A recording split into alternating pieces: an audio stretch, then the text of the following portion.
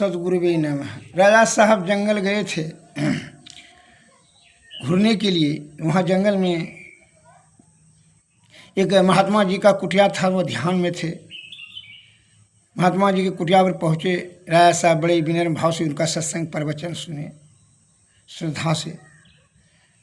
बड़ी सुख शांति मिला, प्राप्त हुई। तो सुग्गा एक ठो था महात्मा जी का पिंजड़ा में, तो वह राम का भजन कीर्तन बड़ा सुंदर सुंदर भजन गाता था। राजा प्रभावित हो गए। राजा साहब ने महात्मा जी से आरजू विनती कर करके वह सुग्गा मांग लिया। कहा ले लीजिए। सुग्गा दे दिए महात्मा जी ने। राजा साहब ने पैसा देने लगे। कहा नहीं नहीं, पैसा उसका का जरूरत नहीं है, आप राजा हैं, ले लीजिए, कोई बात। राजा साहब ने लेकर के आए। राजभवन में जो है जब सोता था, वो अपने सिरौना के सुग्गा को पिंजरा में टांग करके रखता था, दूध भात खिलाता था।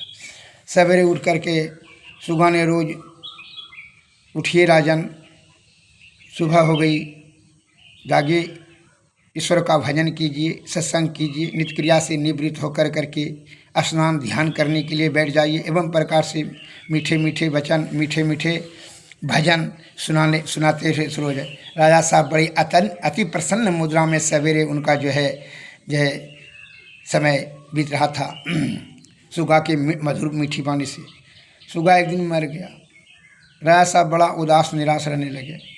मंत्री साहब को कहा कि कहा मंत्री साहब ने, तो कहा आप इतना उदास होते हैं, चिंता करते हैं राजन, क्योंकि हम लाते हैं ना सुग्गा।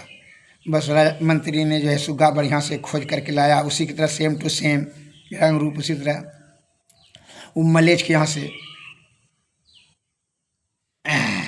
डकैत के यहाँ से डकैतबा रखता था सुग्गा, उसको खरीद लिया।